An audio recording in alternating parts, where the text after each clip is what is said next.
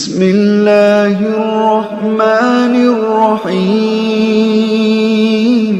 সাধারণত আমরা মনে করি ন্যাশনাল অ্যান্থেম আর ন্যাশনাল সং দুটো এক, আসলে এটা নয়, এর মধ্যে পার্থক্য আছে। ন্যাশনাল অ্যান্থেম সাধারণত যেটাকে রবীন্দ্রনাথ ঠাকুর লিখেছেন, জনগণ মন অধি, এটা হচ্ছে আমাদের ন্যাশনাল অ্যান্থেম। আর ন্যাশনাল সং হচ্ছে বন্দে মাতরম, সুবলাম সুবলাম, এই যে একটা সঙ্গীত আছে সেটা।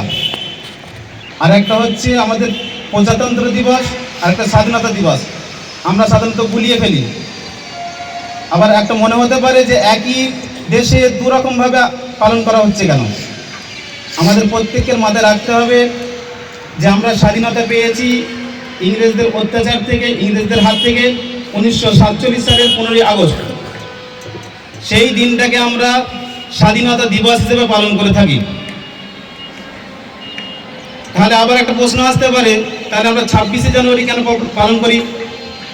এটাকে বলা হয় প্রজাতন্ত্র দিবস।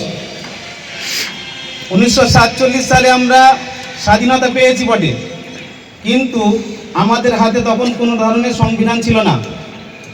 1947 সাল থেকে 1949 সাল পর্যন্ত এই 2 বছর ধরে, 2 বছর 11 মাস 18 দিন বাবা সাহেব আম্বেদকরের নেতৃত্বে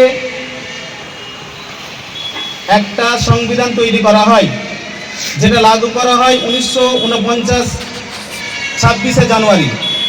আবার প্রশ্ন আসতে পারে 26শে জানুয়ারিটাই কেন? কারণ এর পেছনেও একটা ইতিহাস আছে। 1930 সালে 26শে জানুয়ারি দিনটাকে আমাদের দেশকে পুনরায় স্বাধীন দিতে হবে এবং ইংরেজদেরকে চলে যেতে হবে, এই একটা আন্দোলন তৈরি করা হয়। সেই জন্য সেই দিনটাকে স্মরণ করার জন্য 26শে জানুয়ারি দিনটাকেই বেছে নেওয়া হয়েছিল। সেই কারণে 26শে জানুয়ারিটাকে আমরা প্রজাতন্ত্র দিবস হিসেবে